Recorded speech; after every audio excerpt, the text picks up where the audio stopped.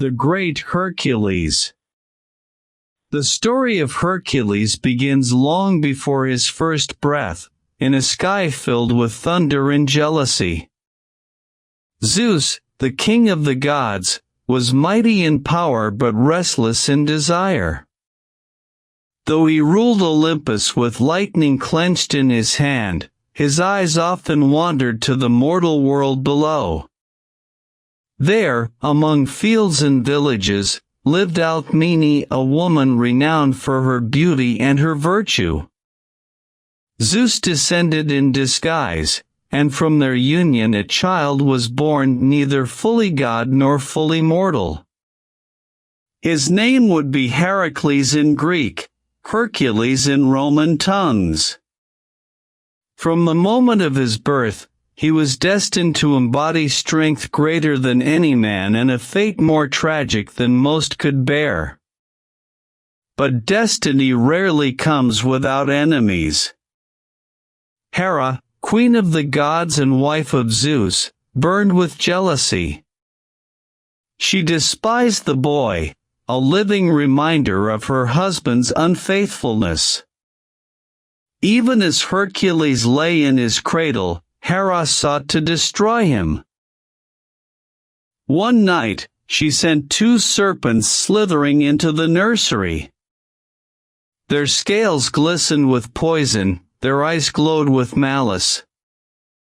Yet when they coiled to strike, the infant reached out with his tiny fists, grasped each snake by the throat, and crushed them with a strength unimaginable for a child.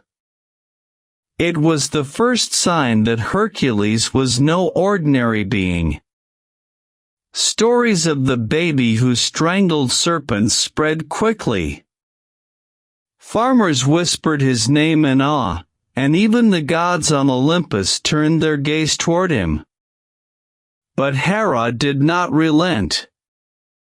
If she could not kill him in infancy, she would shape his life into a crucible of endless suffering. Hercules grew into a towering young man, broad-shouldered and relentless. He trained in music, archery, wrestling, and chariot driving. Yet even here, Hera's shadow followed him. His temper was fierce, his strength overwhelming, and often he struggled to control the storm inside him. Still, mortals and kings alike marveled at him. To them, he seemed born for greatness.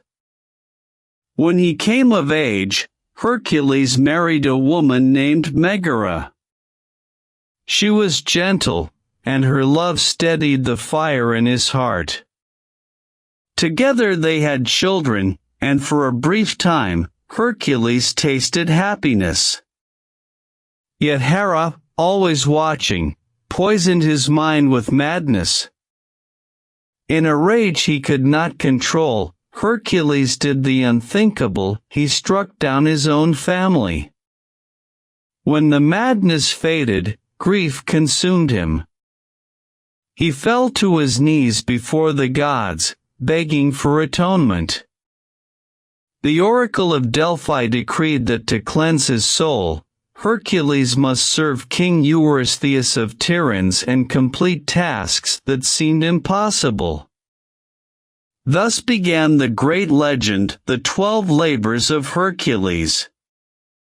The first labor sent him against the Nemean lion, a beast whose golden hide could not be pierced by sword or arrow. Hercules chased the lion into its cave, wrestled it with bare hands, and strangled it until the life left its body. With a blade he skinned its hide and wore it as a cloak, the lion's head resting on his shoulders like a crown of terror. From then on, no armor was needed, his enemies saw the lion's face and trembled. Next came the Lernaean Hydra, a serpent of the swamp with many heads. Each time Hercules severed one, 2 more grew in its place. Only with the aid of his nephew Iolaus, who cauterized the stumps with fire, did Hercules triumph. Yet even here, Hera interfered, sending a crab to bite at his heels. In honor of its sacrifice, Hera placed the crab among the stars as the constellation Cancer. One labor after another tested his body and spirit. He captured the golden-horned Ceryneian hind, swift as the wind and sacred to Artemis. He wrestled the monstrous Erymanthian boar, dragging it through snow to the king's court. He cleansed the Augean stables in a single day, not with a broom, but by diverting mighty rivers through their filth. He faced the Stymphalian birds, sharp-beaked and deadly, driving them away with the clash of bronze castanets. Each victory made Hercules more feared, more revered. Yet King Eurystheus quaked at the sight of him, hiding inside his bronze jar whenever Hercules returned with proof of his triumphs. Still, the labors continued. Hercules sailed to Crete to seize a raging bull, then journeyed to Thrace to tame Diomedes' horses, which fed on human flesh. He traveled to the land of the Amazons to claim Queen Hippolyta's girdle. He fought Geryon, the three-bodied giant, to steal his cattle, and he tricked Atlas himself to retrieve the golden apples of the Hesperides. The final labor was the most harrowing. Hercules descended into the underworld to capture Cerberus, the three-headed hound who guarded the gates of Hades. With chains of strength alone, he subdued the beast and dragged it to the mortal world, its eyes blazing with the fires of the pit. Even the gods marveled at this feat. Through 12 impossible labors, Hercules achieved redemption. Yet peace still eluded him. Wherever he went, Hera's hatred followed. Wars, betrayals, and more tragedies shadowed his steps. Though he won glory and honor, he rarely tasted rest.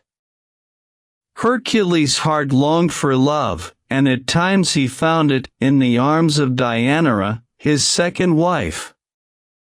But fate, ever cruel, twisted love into ruin. When Deianira feared she was losing his affection, she gave him a tunic smeared with what she believed was a love charm. In truth, it was poisoned with the blood of the Hydra. The moment Hercules donned it, his flesh burned as though set aflame. Agony consumed him. Knowing death was near, Hercules climbed Mount Ida and built his own funeral pyre. As the flames rose, his mortal body perished, but Zeus carried his immortal spirit to Olympus. There, at last, he found peace among the gods. Even Hera relented, granting him a place among the immortals, and he wed Hebe, goddess of youth. Thus ended the mortal trials of Hercules, but his legend did not fade. For centuries, his name became synonymous with strength, endurance, and courage. To call a task Herculean is to admit it nearly impossible. To whisper his name is to invoke not only power, but the endurance to face suffering and still rise. Hercules was never simply a hero of muscles and might. He was a man torn between divinity and humanity, between rage and redemption, between love and loss. His greatness lay not in his perfection, but in his struggle. And that is why, though born of myth, he lives on in memory, forever the great Hercules. The name of Hercules spread far beyond the lands where he walked. His labors had been sung by bards, whispered by villagers, carved into stone. Children imitated his strength in games, men envied his courage, and kings both feared and sought his service. Yet for all his glory, Hercules carried within him a loneliness that no triumph could erase. For Hercules was always caught between two worlds. His father was Zeus, yet the gods often treated him as little more than a pawn in their rivalries. His mother was mortal, yet men trembled before him as though he were a storm-given flesh. Belonging fully to neither Olympus nor earth, he wandered through life as both protector and outcast. Even after completing the 12 labors, his trials did not end. He became a restless wanderer, seeking purpose in battles, quests, and service to kings. Wherever he went, Hera's hatred pursued him, weaving new snares to entangle his fate. In his wanderings, Hercules encountered monsters beyond the labors. He fought the giant Antaeus, who drew strength from the earth itself. Every time Hercules threw him down, Antaeus rose stronger than before. Only when Hercules lifted him into the air and crushed him in an embrace did the giant fall. Another time, Hercules faced sickness, a warrior who demanded combat from all travelers. Their clash rang like thunder, but Hercules' strength proved greater, and sickness fell beneath his blows. He also contended with sea serpents, wild centaurs, and even the river god Achilles, who could change his shape from bull to serpent to man. In that battle, Hercules broke off one of Achilles' horns, which later became the cornucopia, the horn of plenty. These victories added to his legend, yet none of them brought peace. For each monster slain, another rose.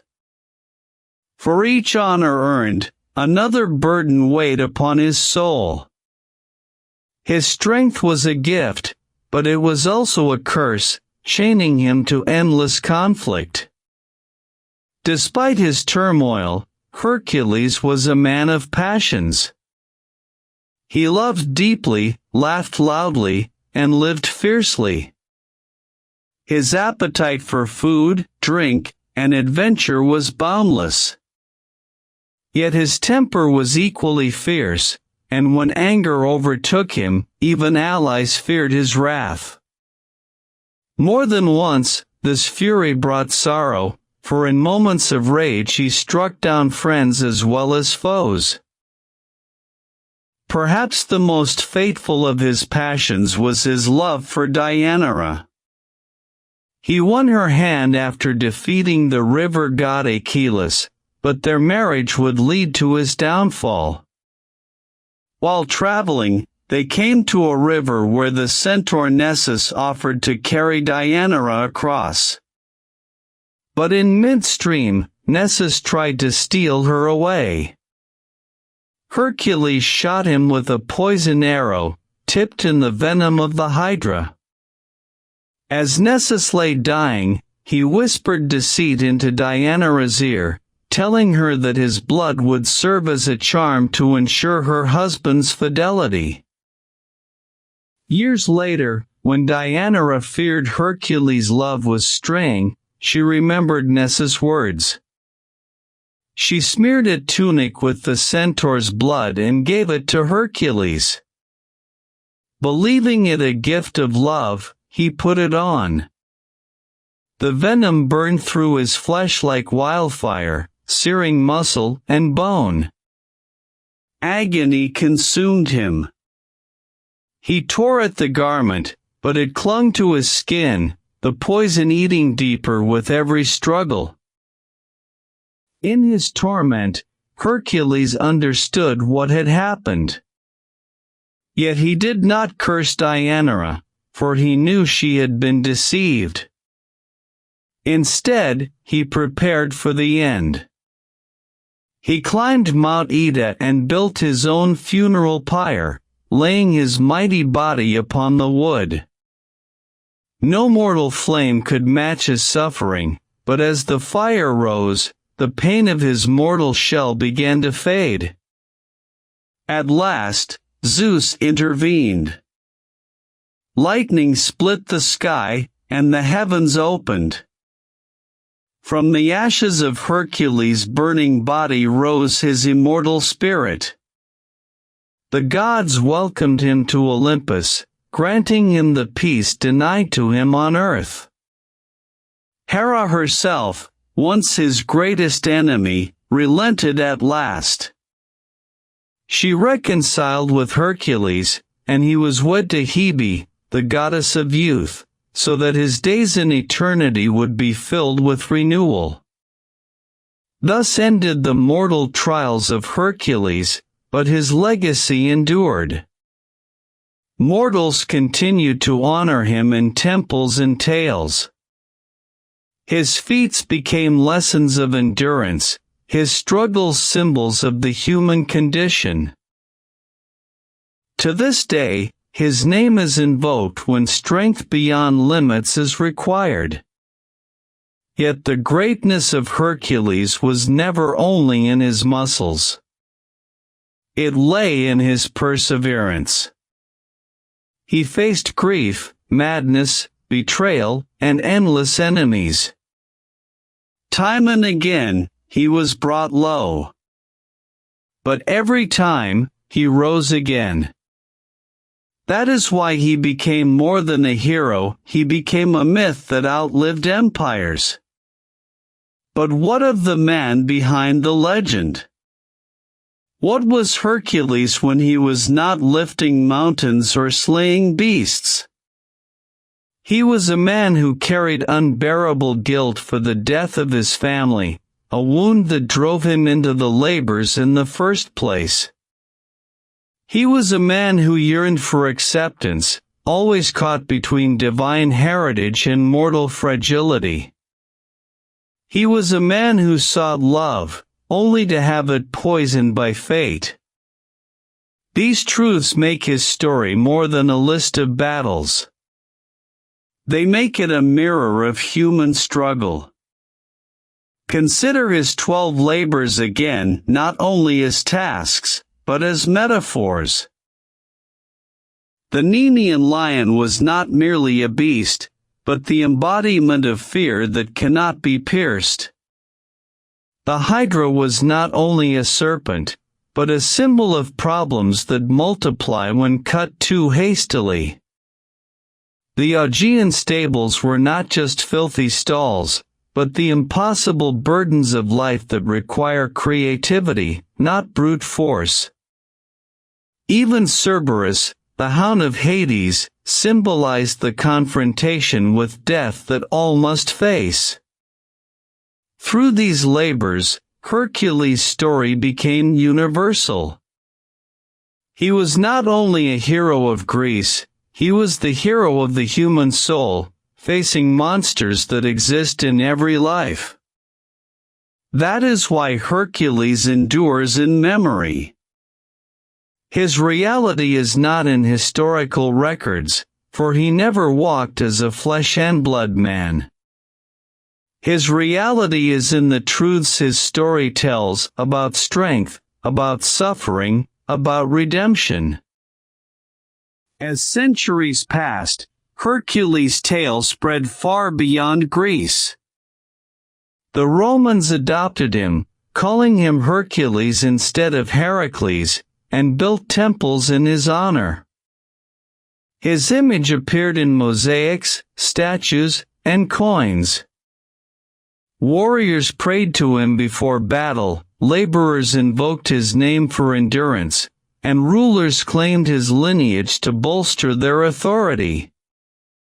Artists of the Renaissance carved his likeness into marble, painters filled their canvases with his labors, and poets sang of his struggles. Even in modern times, his name is invoked. A man of immense strength is said to have Herculean power. A task of overwhelming difficulty is called a Herculean labor. Though he was born of myth, Hercules has become immortal in culture, language, and imagination. And yet, beneath the grandeur, his story remains deeply human.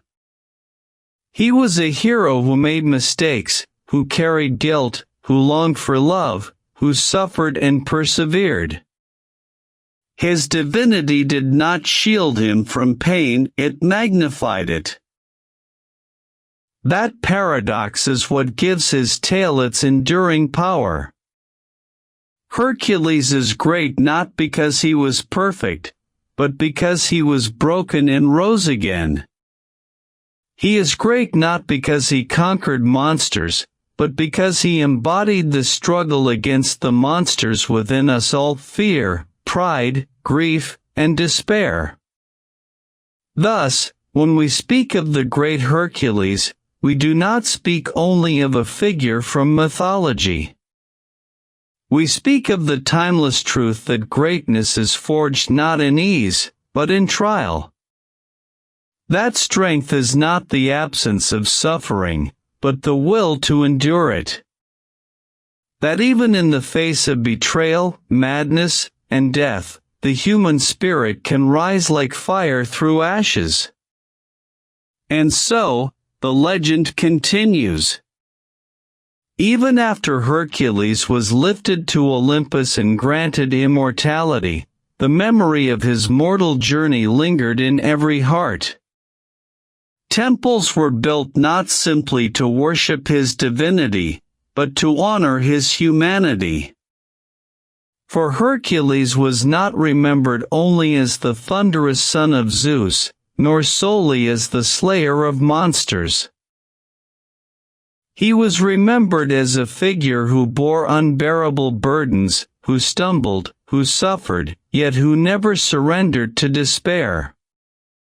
His cult spread through every corner of the Mediterranean.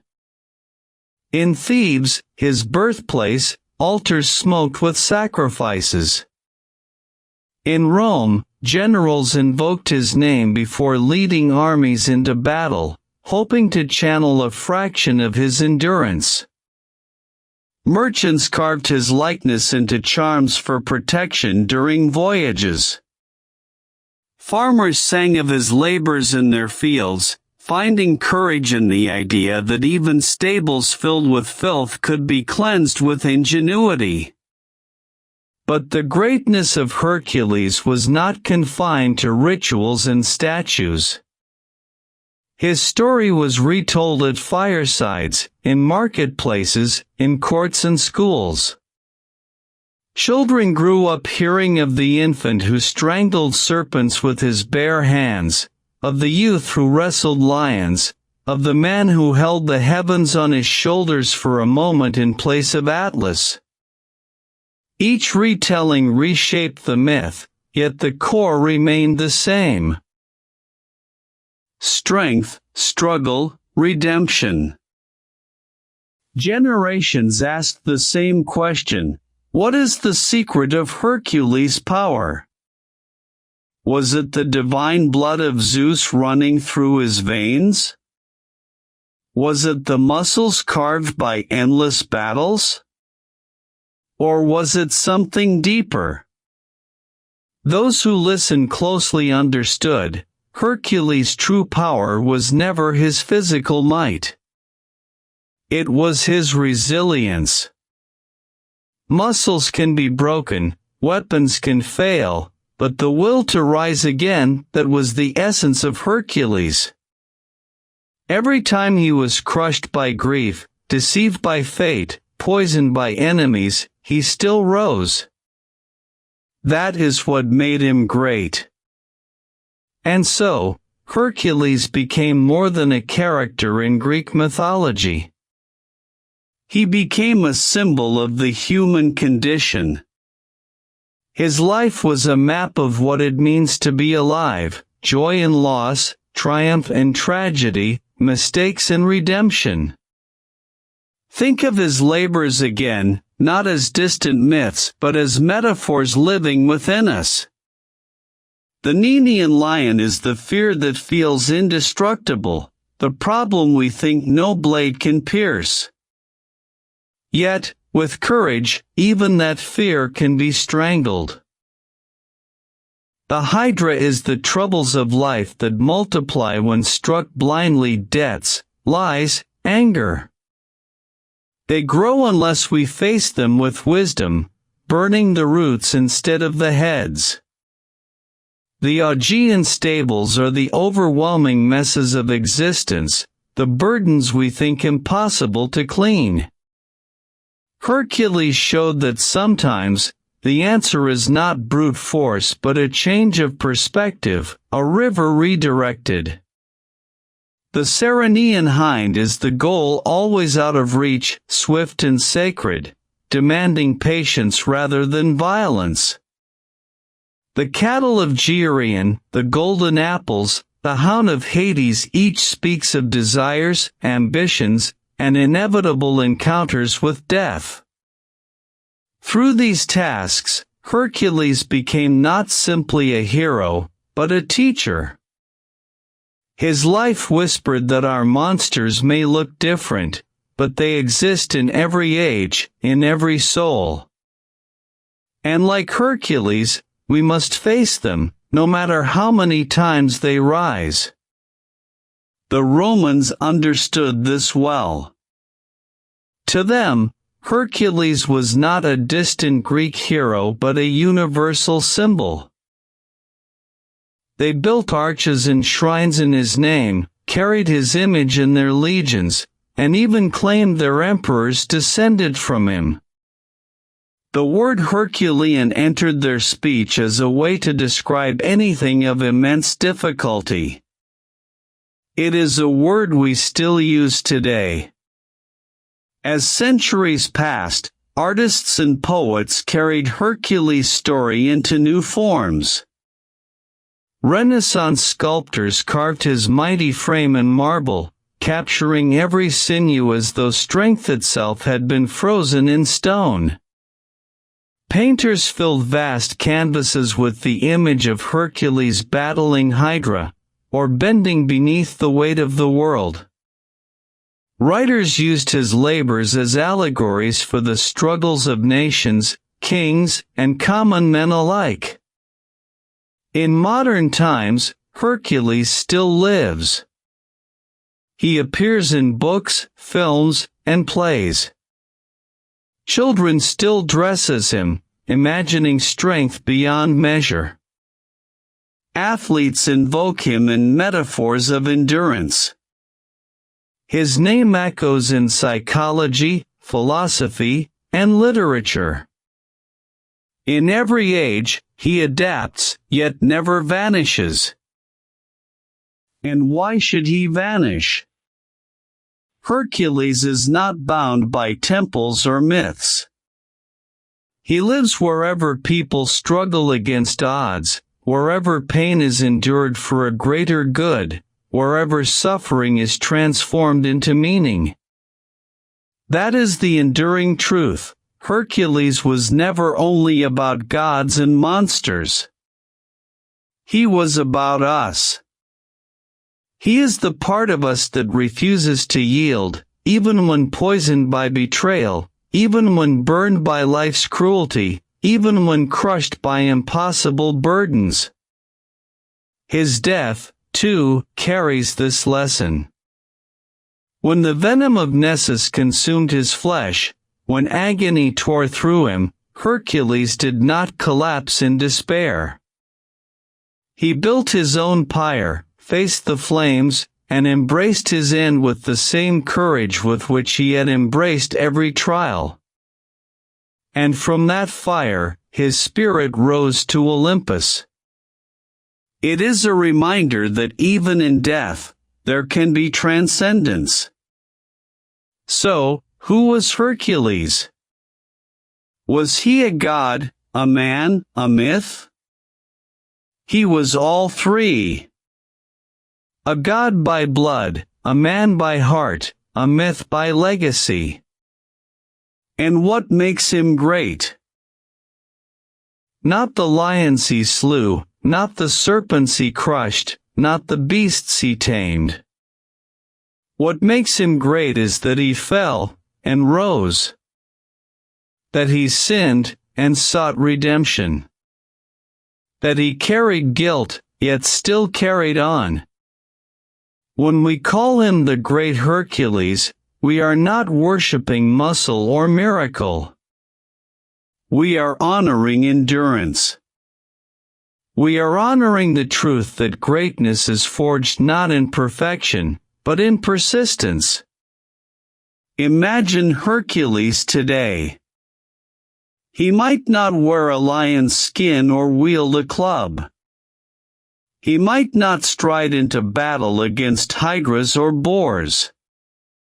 Instead, he would be the spirit in anyone who shoulders an unbearable weight and keeps walking. He would be in the doctor who fights a disease that multiplies like hydra's heads. In the worker who cleans a life so filthy it seems impossible, like the Augean stables. In the parent who protects a child from dangers invisible, like lions lurking in the dark. The monsters have changed, but the spirit remains. That is why Hercules will never die. He was born of myth, but he survives in reality. His life may not be written in history books as fact, but it is written in every struggle where the human spirit proves unbreakable. So, the tale of Hercules closes not with his pyre, nor with his ascension to Olympus, but with us each time we confront our own labors, each time we carry our own burdens, each time we rise from our own ashes. In those moments, we continue his story. And that is why, across millennia, through tongues and cultures, his name still resounds. The people whisper it when they see strength. They invoke it when they face trials. They honor it when they endure suffering. Hercules is not gone. He is eternal. He is the lion's roar in the face of fear, the hand that wrestles monsters in the dark, the soul that refuses to bow. He is tragedy, he is triumph, he is humanity. He is, and always will be, the great Hercules.